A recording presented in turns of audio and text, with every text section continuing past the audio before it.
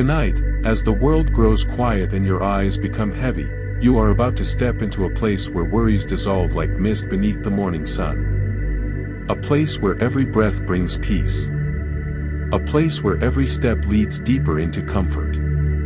A place where your mind can finally, truly rest. Before we begin, gently close your eyes. Settle into your favorite sleeping position and allow yourself to soften, to let go, to simply be here. If you enjoy peaceful sleep stories and calming journeys like this one, consider subscribing and joining us each night for a new adventure into rest, healing, and deep sleep. Now take a slow breath in, hold it gently, and let it go. There is a place that exists just at the edge of where the waking world ends and something softer begins. You have been there before, perhaps without knowing its name. You have felt it in the last quiet seconds before sleep took you, that warm, weightless feeling where time loosens its grip and the body remembers how to let go. Tonight, that place is waiting for you. And you need only follow my voice to find it again. Begin by noticing the weight of your body. Feel how the surface beneath you holds you completely. There is nothing you need to do. There is nowhere you need to be. All of that belongs to another version of this day, and that version is already behind you. What exists now is this breath, this moment, this gentle invitation to rest. Take one slow breath in through your nose, filling your lungs from the bottom up, like water rising in a still pool, and then release it slowly, all the way out. Good. Let your shoulders drop. Let your jaw soften. Let your hands uncurl. We are going somewhere beautiful tonight. Somewhere that has been waiting for you, patient as starlight. Imagine that you are standing at the edge of a great stone archway. It is ancient, weathered smooth by centuries of gentle wind, and covered in soft green moss that seems to glow faintly in the early evening light.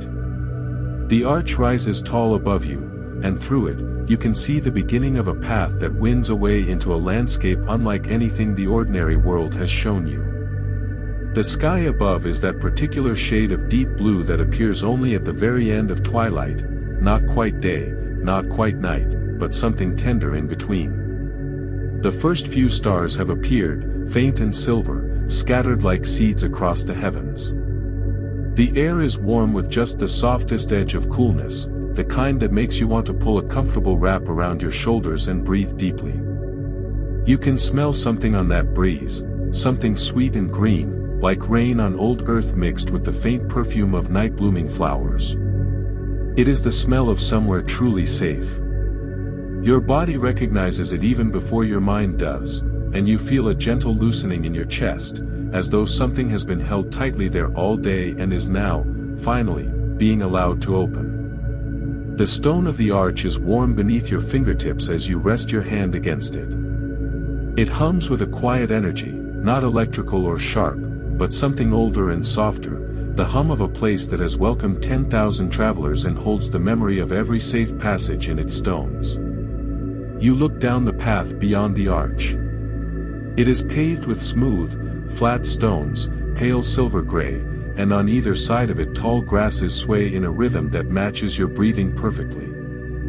They bend. They return. They bend again. As though the whole landscape is breathing with you. You step through the arch and feel the air change around you. There is a quality to it here that does not exist on the other side, a softness, a density, as though the air itself is woven from something more restful than ordinary atmosphere.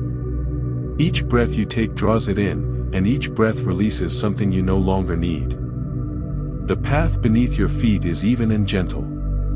You walk without effort, your footsteps barely making a sound against the smooth stone. With each step forward, you feel yourself descending not in height but in tension, the tension of the day, the effort of being present in a world that asks so much, all of it releasing downward through the soles of your feet and into the earth. The earth takes it willingly. That is what the earth does.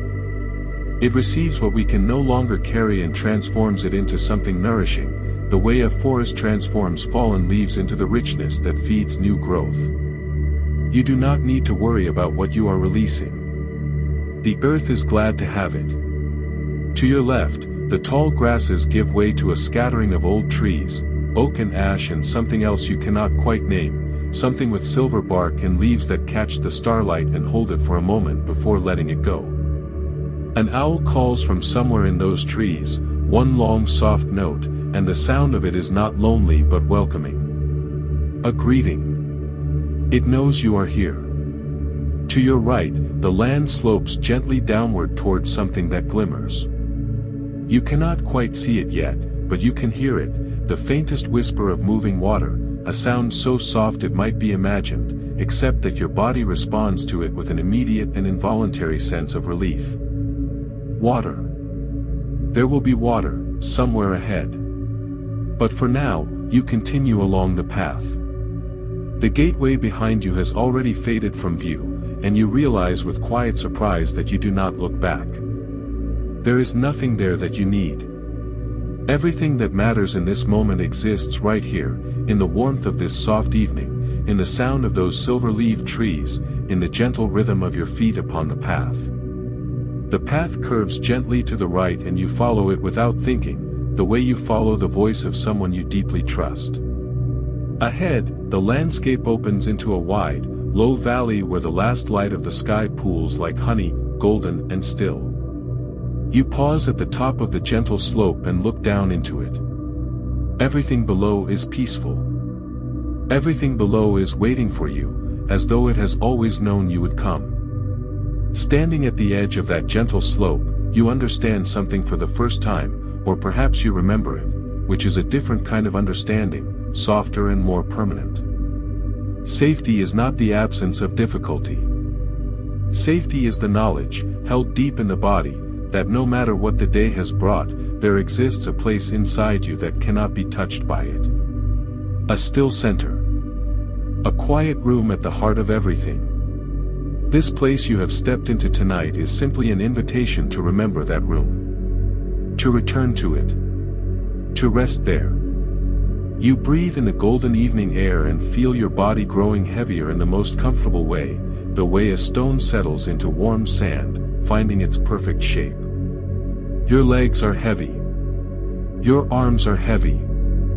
Your eyelids, already nearly closed, grow heavier still. This is not weakness. This is arrival. Let your breathing find its own rhythm now. In and out, slow and even. In and out. You are safe here. The gateway behind you holds watch. The ancient trees breathe with you. The stars above are steady and patient. You are exactly where you are meant to be. Let the path carry you forward even as you rest. Even as your body grows still and your thoughts begin to drift like leaves on water, the journey continues. You do not need to do anything. You only need to rest. Let go a little more with each breath. You are safe. You are calm. From the top of that gentle slope, the golden valley calls to you, and without effort or intention, you find yourself moving toward it. The path curves downward in long, lazy sweeps, as unhurried as a river finding its way to the sea. There is no rush here. There never was. Time moves differently in this place, not slower, exactly, but rounder, as though the sharp edges have been worn away by centuries of peace. Your body knows how to walk this path. Your feet find each stone with quiet certainty, and with every step downward into the valley, you feel yourself descending also into something deeper inside yourself, deeper into rest, deeper into the kind of quiet that lives below thought. The valley is wider than it appeared from above, and more beautiful. The golden light has settled into the grasses here like something solid, making them glow amber and rose as they move in the evening breeze. The path widens as it levels out and becomes bordered by low hedgerows of something flowering, small white blossoms that release their scent as you brush past, a scent like warm honey and green tea and something your memory cannot name but your body recognizes as comfort. The sound of water is clearer now. Somewhere to your left, half hidden by a curve of the valley, a stream moves along its channel with a sound like a long, slow exhale.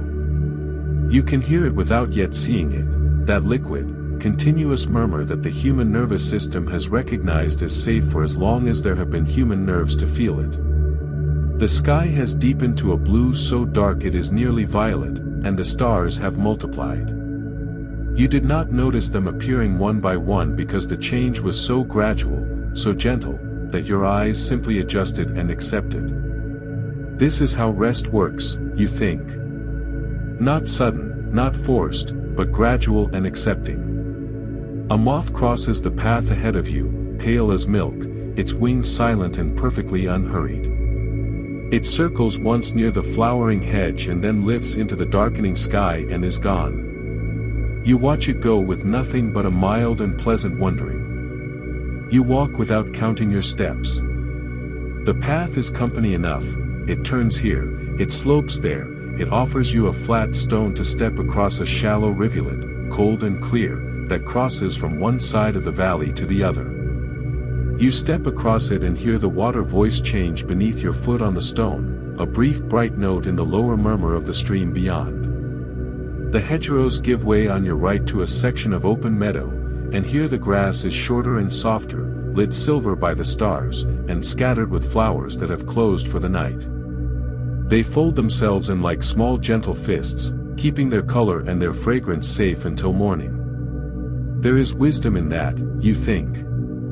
The wisdom of knowing when to close, when to rest, when to hold your gifts inside and wait for the right time to share them. You have been doing too much opening lately, perhaps. Too much offering. Tonight is for folding in. Tonight is for closing gently around the warmth at your own center and resting there. The path carries you around a slow curve and the stream appears at last on your left, wider than you imagined, clear even in the near darkness, its bed lined with smooth pale pebbles. You can see stars reflected in it, trembling slightly where the current runs, perfectly still in the deep quiet pools along its banks. A willow trails its long pale fingers in the water at one of those pools, and the interaction between finger and water is so gentle it is barely movement at all. You slow your walk to match the rhythm of the stream. Your breath finds it too, in as the water moves, out as it finds a quiet pool. In and out, moving and resting, moving and resting. You have spent so much of your life resisting stillness.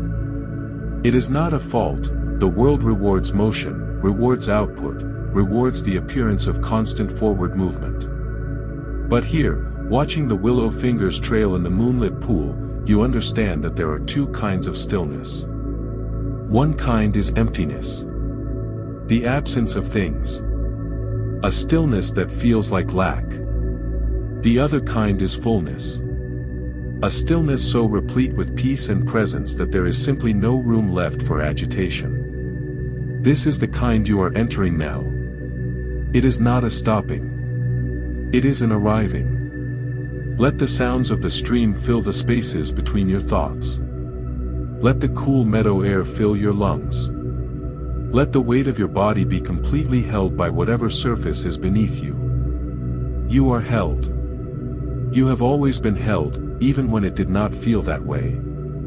The stream sings softly beside you as you continue along the path, and its song has no words but its meaning is perfectly clear. Rest, it says. Rest now.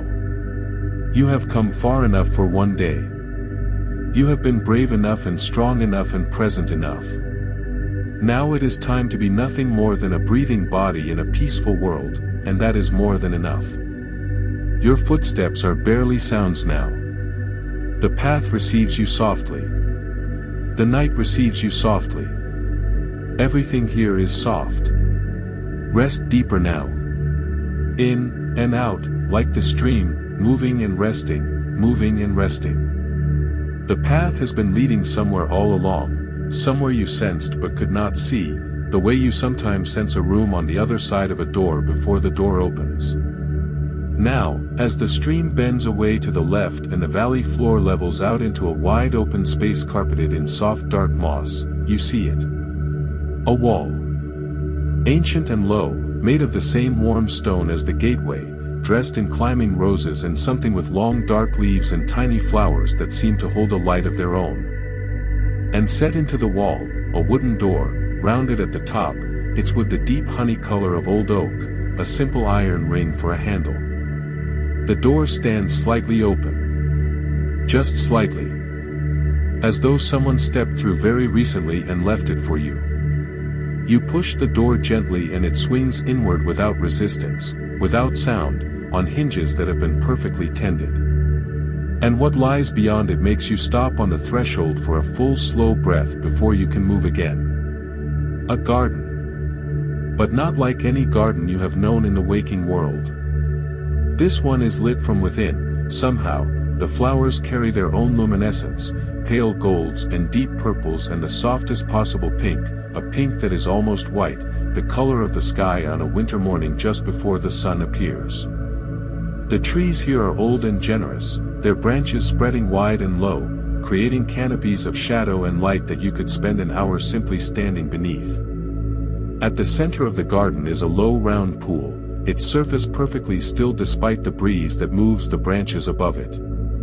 The pool reflects the star-scattered sky with such precision that it seems to contain its own infinity, an entire universe of light, held in a circle of stone no wider than your arms could reach. The scent of the garden is extraordinary. Layers of it, moving like music, the high clear note of something like jasmine, the deeper warmer note of something like sandalwood, the cool green breath of moss and wet stone beneath everything, holding it all together. You stand in the doorway and breathe it in. There is no rush to enter. There never has been any rush. You step inside and the door closes softly behind you, not with a click or a thud but with the most gentle possible whisper of wood against stone. The garden holds you immediately.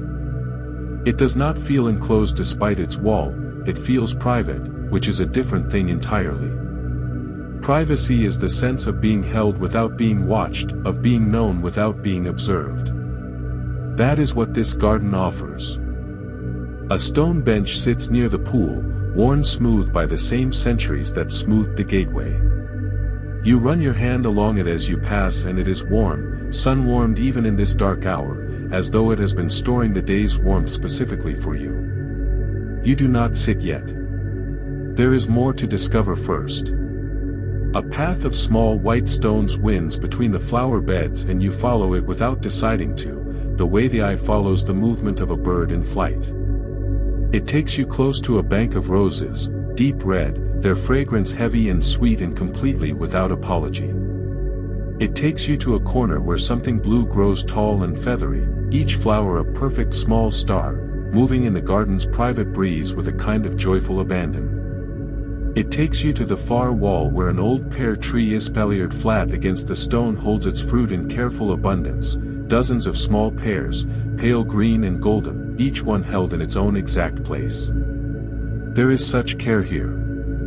Whoever tends this garden, and something does tend it, you feel that with certainty, loves it with a patient, consistent, unhurried love. The kind of love that shows up every day not with grand gestures but with small, faithful attentions.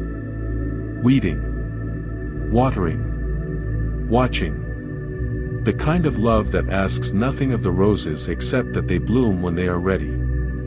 You are loved that way too. Perhaps you have forgotten. This garden is a reminder.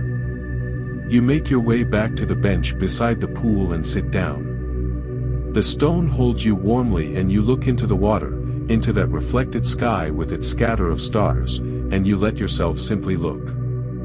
No agenda. No analysis. Simply the looking, and the being looked at by all this quiet beauty. Wonder, you remember, is not only for children. Wonder is what happens when you allow the world to be larger than your understanding of it, when you stop trying to categorize and explain and simply let something be astonishing.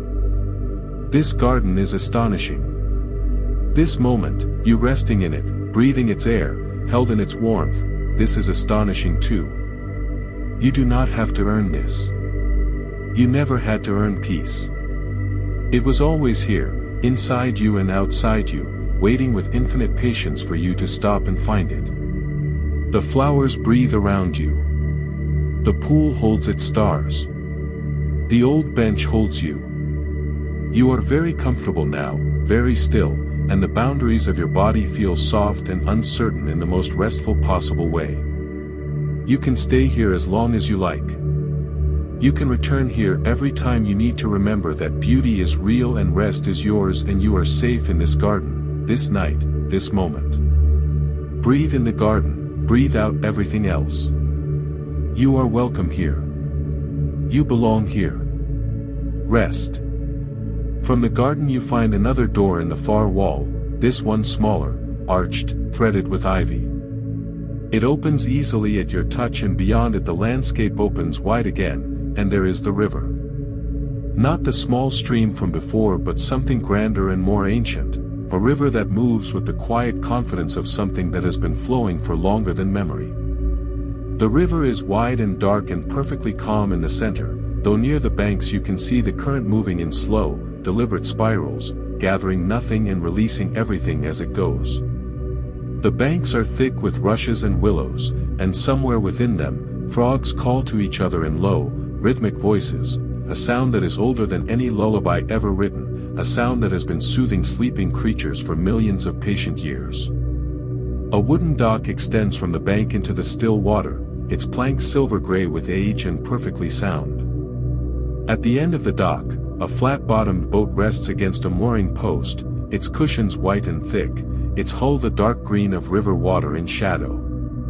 The boat rocks with the gentlest possible motion, a slow, breathing sway that is the river's own heartbeat.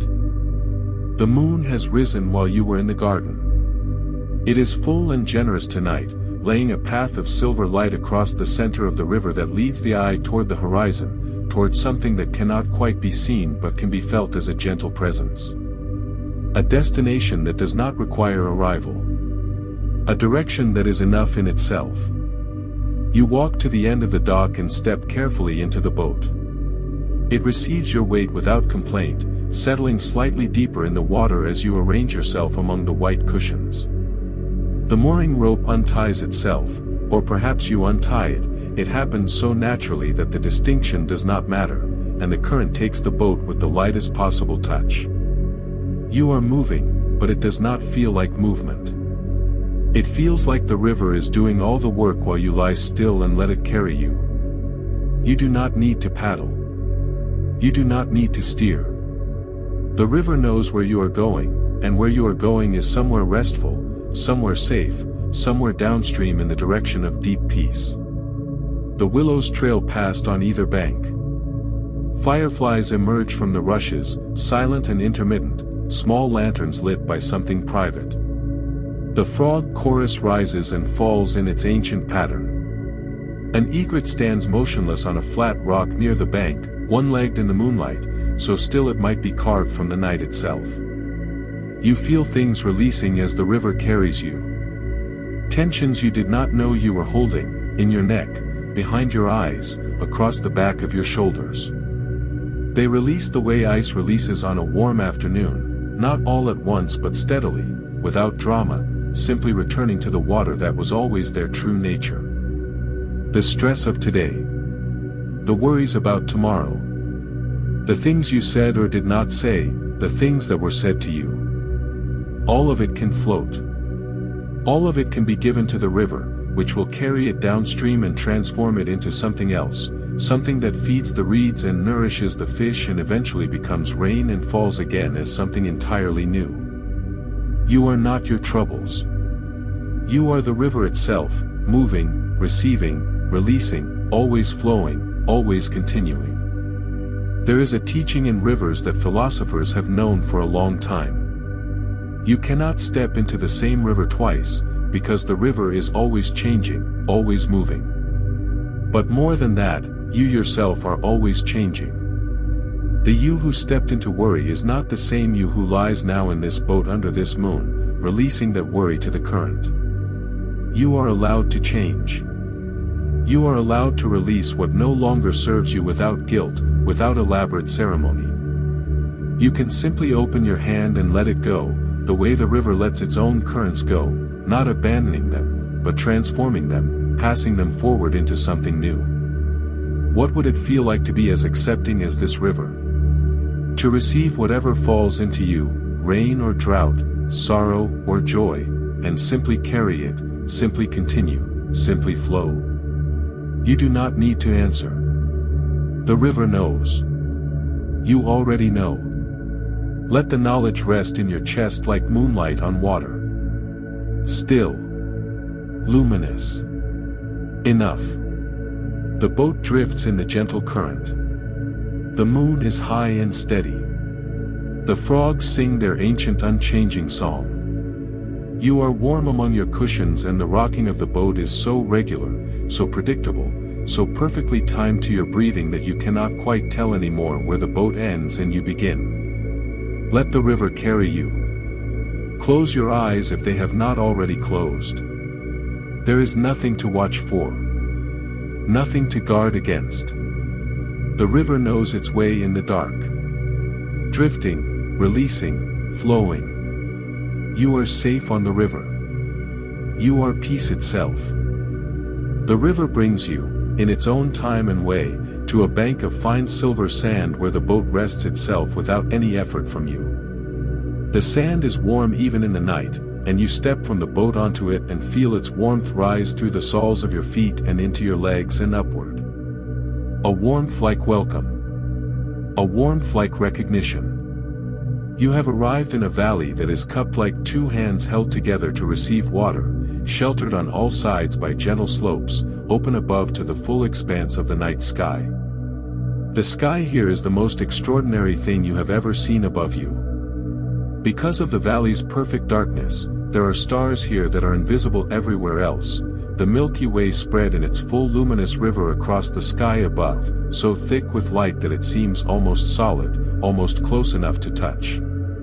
The valley floor is covered in a low flowering plant, pale lavender in color, releasing a fragrance that is the exact smell of ease. There are no trees here, nothing to interrupt the view of that sky. Just you, and the flowers, and the immensity of the universe arranged above you in its most beautiful possible configuration. A soft sound drifts through the air, not music, exactly, but something close to music.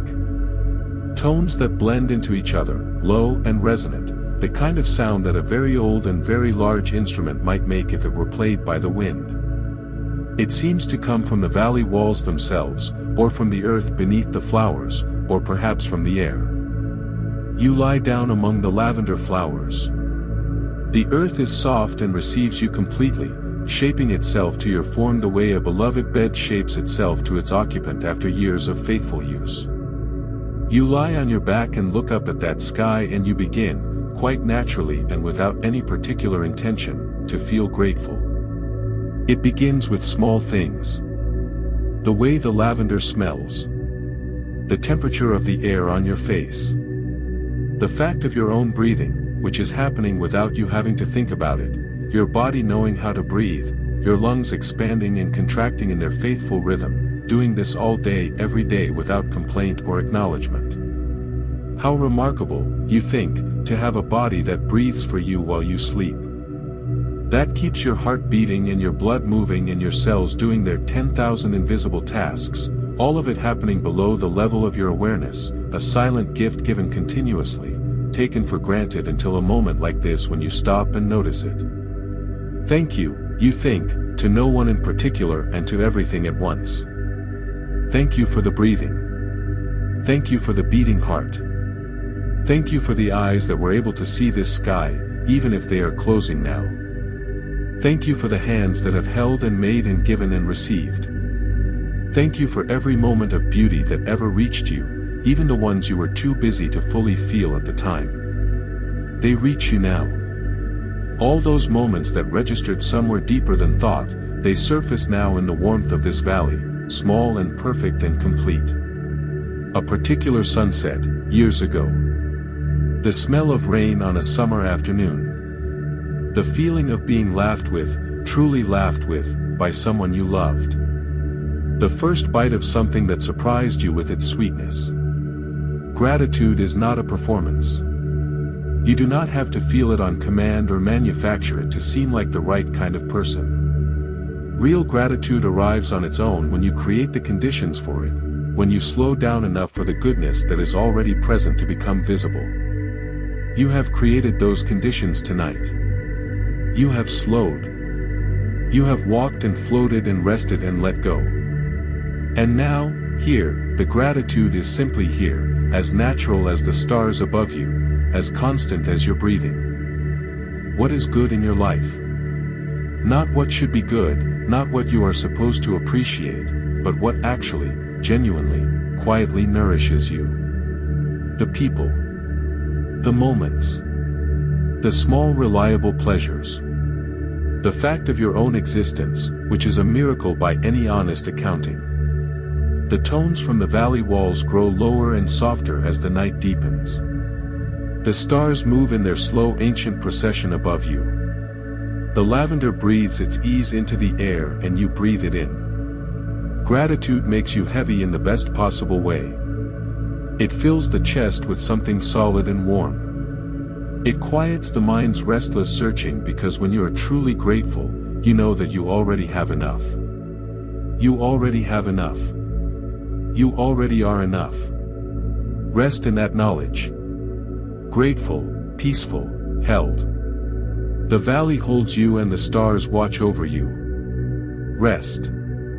You do not remember getting up from the lavender field, but you find yourself now at the edge of a forest, a great, old, generous forest that begins where the valley slopes upward and continues as far as can be felt in the warm darkness.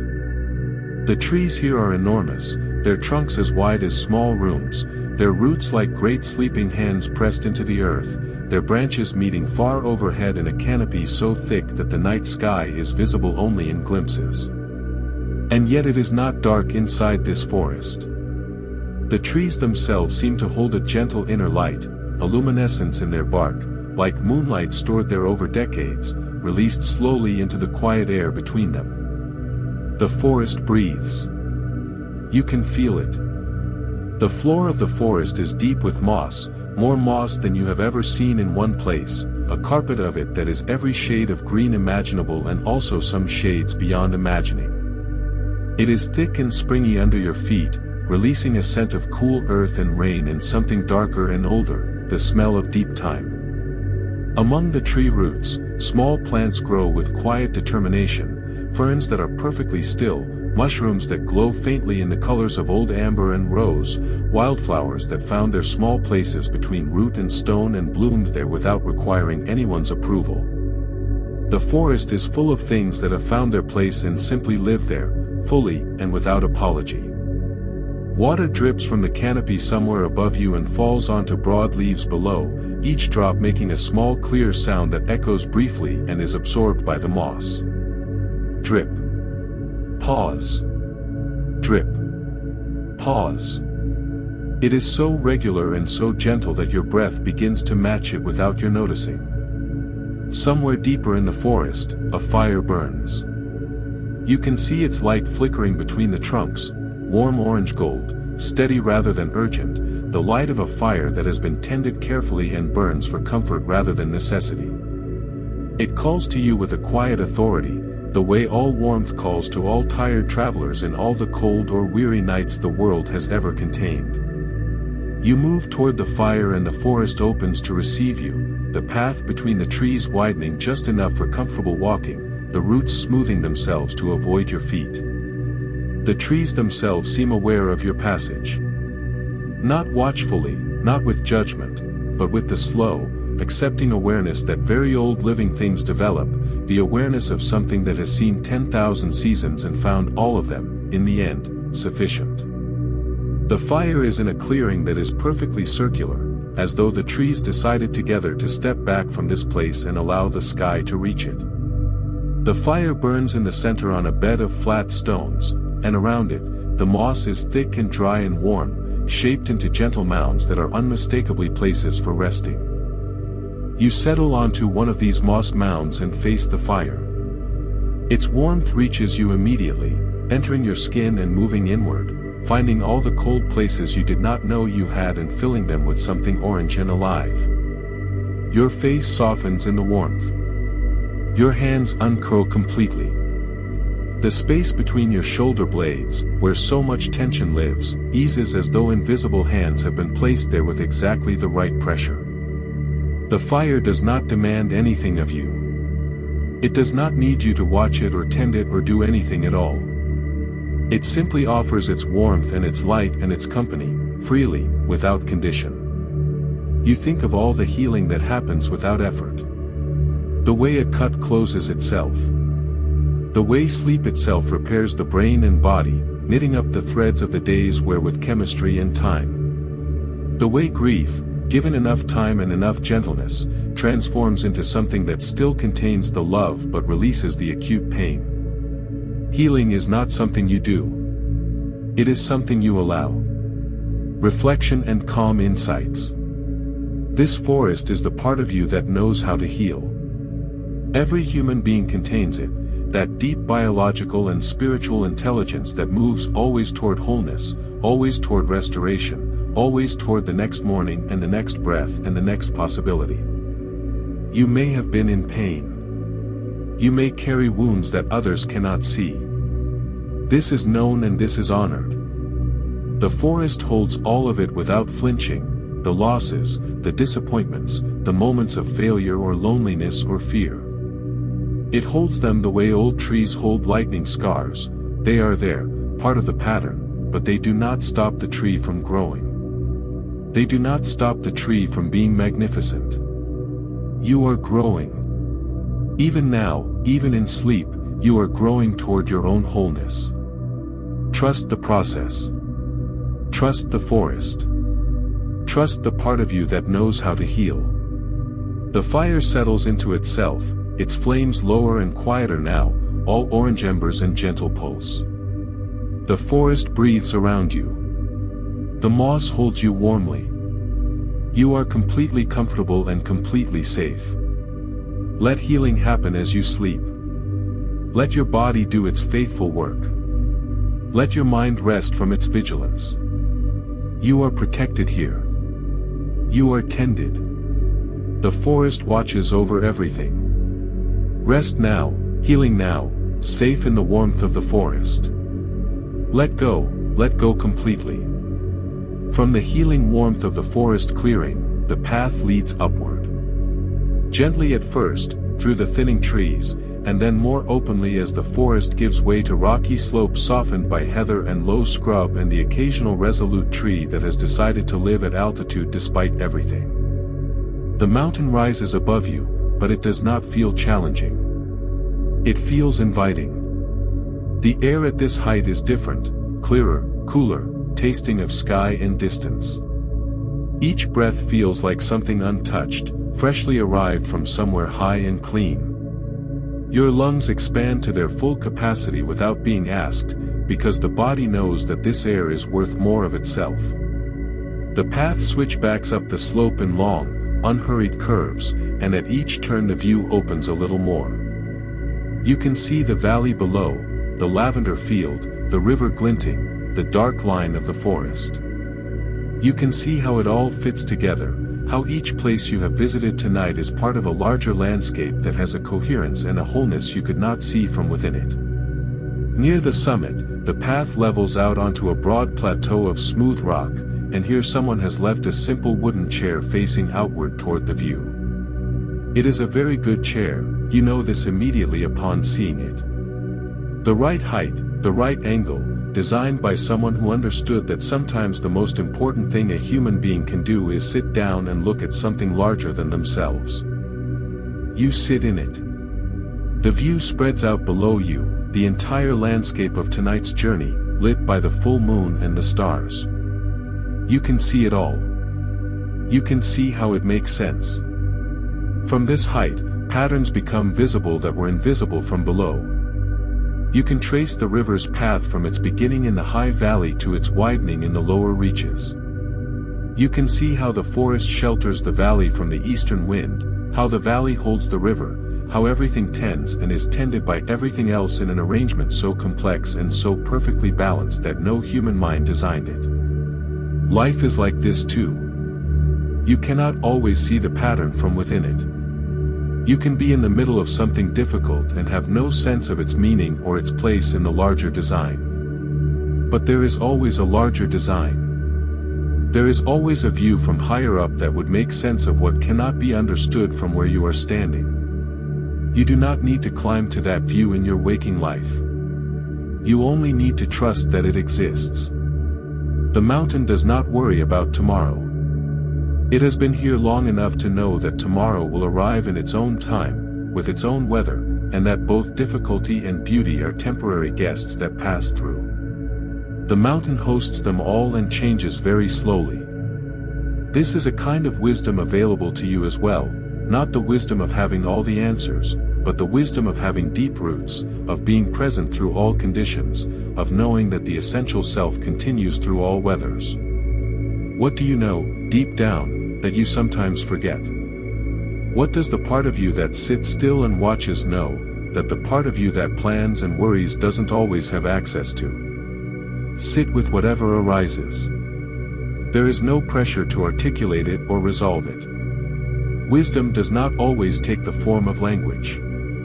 Sometimes it is simply a settled feeling in the body, a sense of rightness, a quiet knowing that despite everything, things are moving in the right direction and you are exactly where you need to be.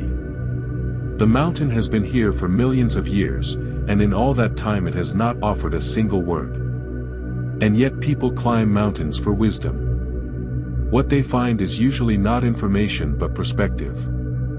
Not answers but a wider sky. Let the wider sky be enough.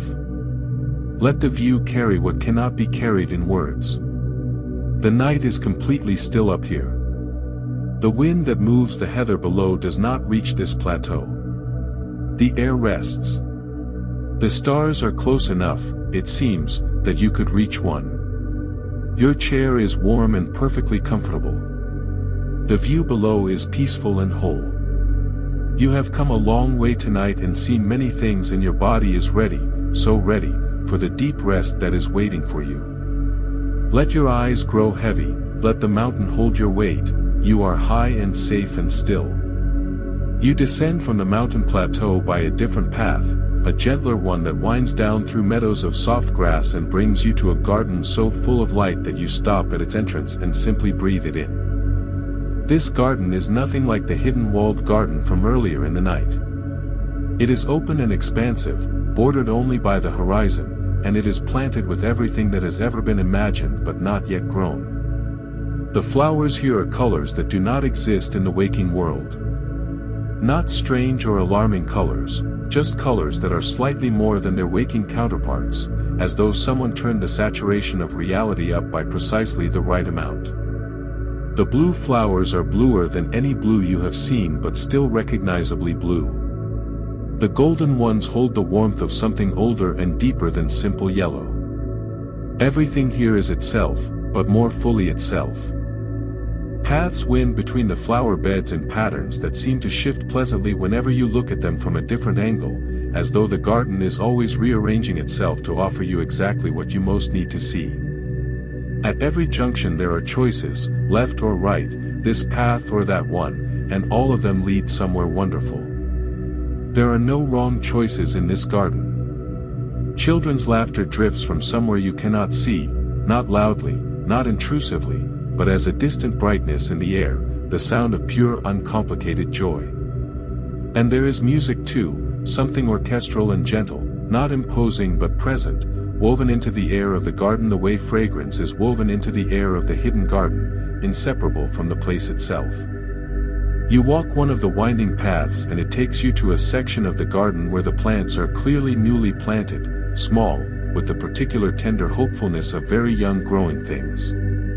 But around each small plant, a stake has been placed with a label. And the labels do not say the names of flowers. They say the names of things. Joy.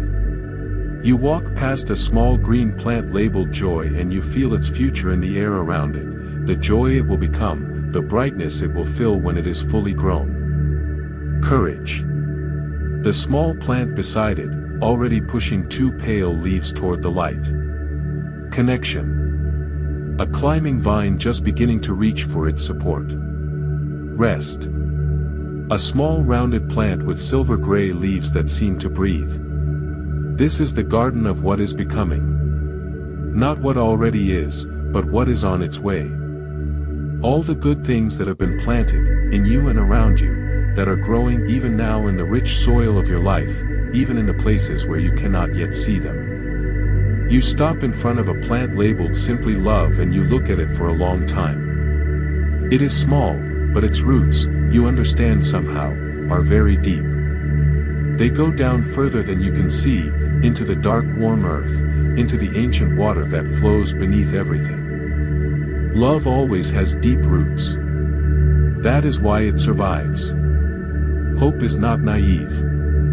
The waking world sometimes treats hope as though it were wishful thinking, a refusal to face facts. But real hope is something braver than that. It is the decision to remain open to good possibilities in a world that does not guarantee them. It is the act of continuing to plant seeds when you cannot know for certain what will grow. You have planted seeds. With your kindnesses, your efforts, your choices made in good faith even when you were tired or afraid. They are growing. You may not see them yet, but they are growing, in this garden and in the waking world, in the lives of people you may never know affected you. Rest in this knowledge. Something good is growing. Your life contains this garden. The garden sings softly as the night deepens. The flowers close towards sleep one by one, folding themselves gently, keeping their colors safe inside until morning. Even the light changes, softening from the vibrant warmth of earlier to a gentler luminescence, the light of a garden letting itself rest.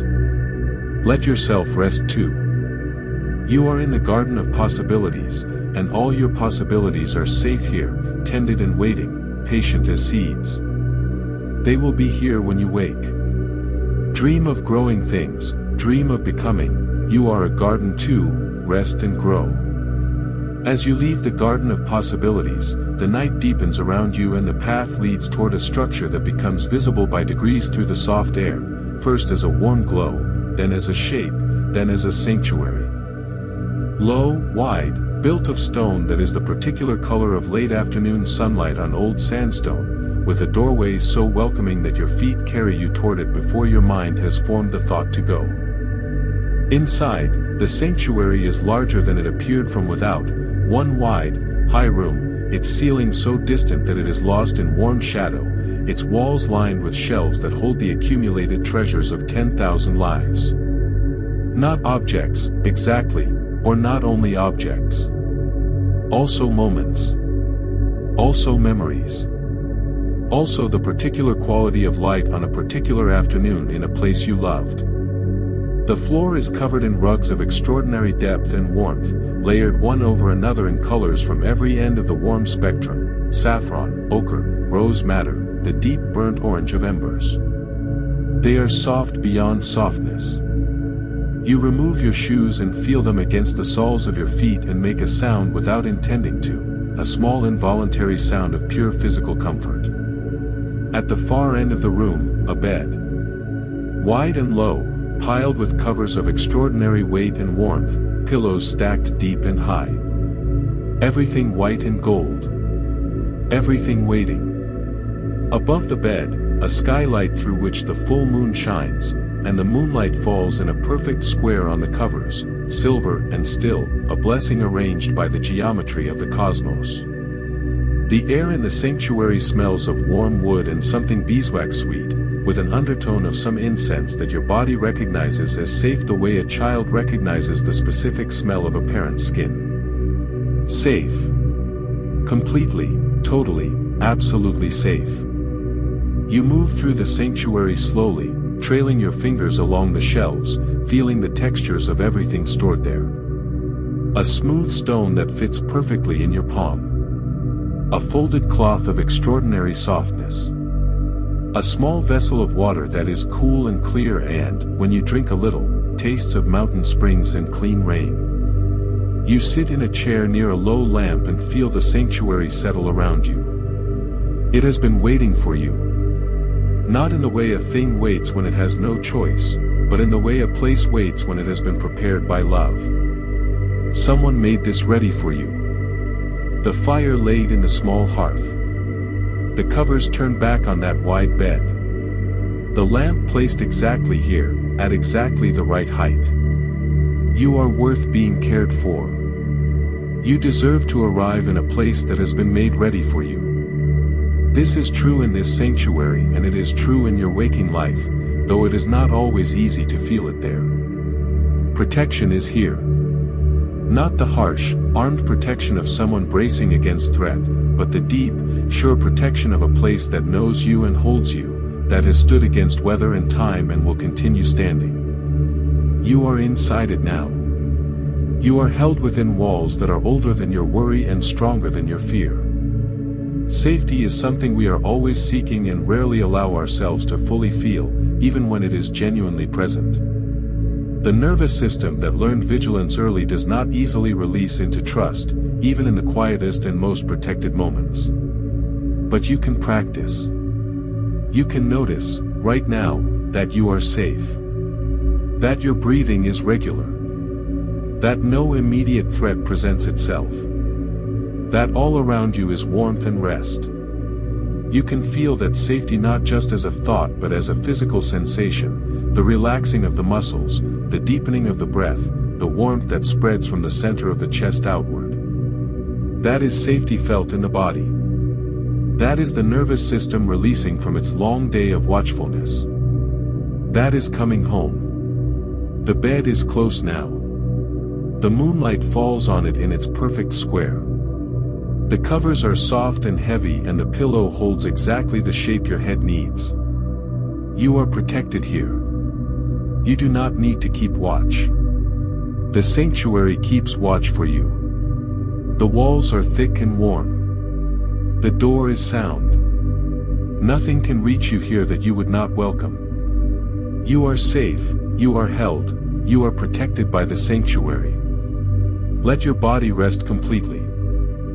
There is a hallway that opens from the sanctuary, though you did not notice it before, broad and warmly lit, its walls lined not with shelves now but with something like windows, though each one looks not outward but backward. Backward in time. Backward into the moments that made you who you are.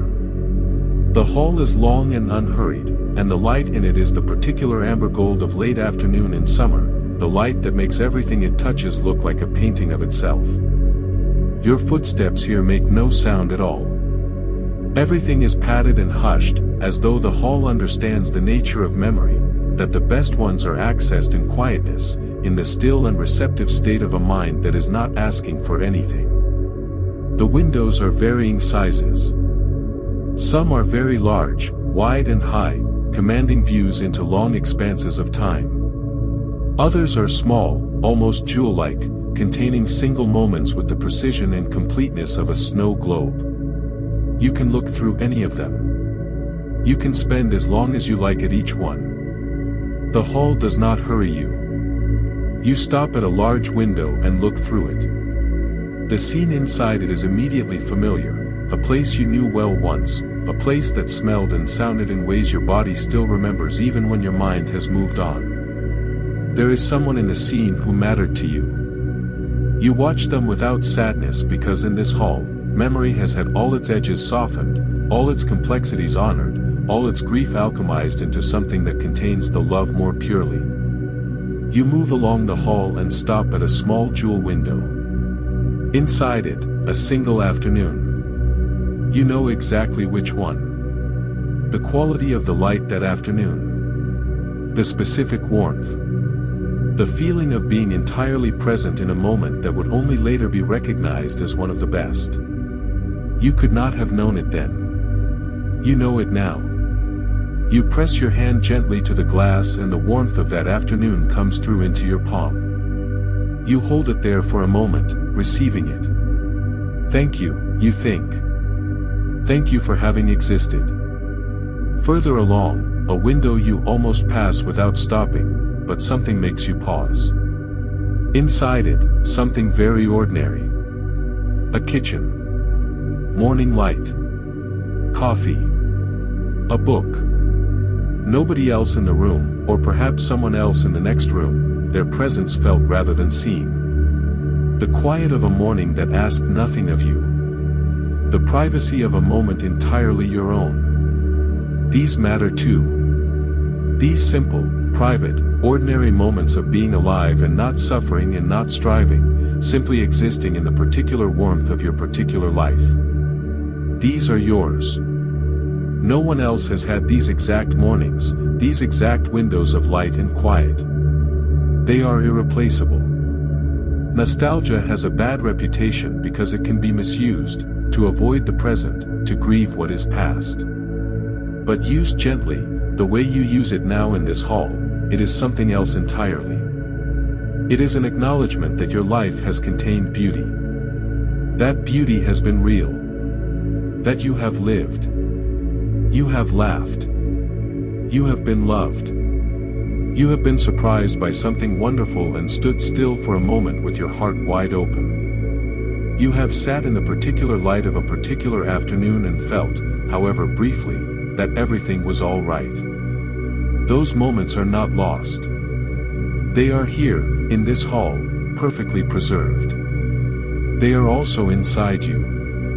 Every beautiful experience you have ever had lives in the body that had it, in the neurology that was changed by it, in the self that was quietly shaped by all the goodness that reached you. You carry your beautiful memories. They are part of how you are made. The hall is quiet now.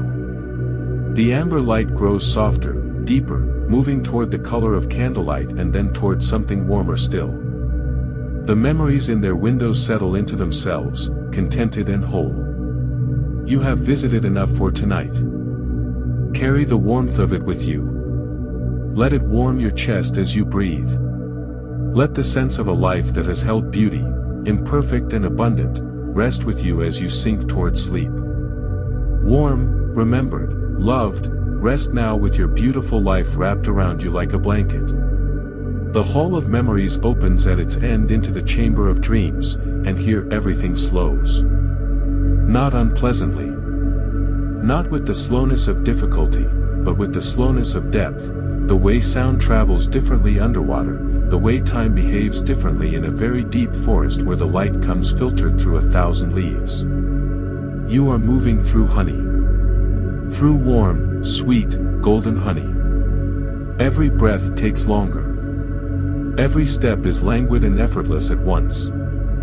The chamber is round and domed and its ceiling is the night sky, or something that resembles the night sky but has been arranged with more personal attention, as though the stars here were placed specifically for you, in a configuration that means something only you could read. The floor is deep, soft, the deepest carpet you have ever felt, and it is the color of dark water. The walls curve upward into the dome and are hung with fabrics that move in a breath so slight you cannot feel it on your skin but can see in the slow motion of the cloth, silks in the colors of twilight, of dawn, of that moment between. Everything moves very slowly here. Your own thoughts move slowly.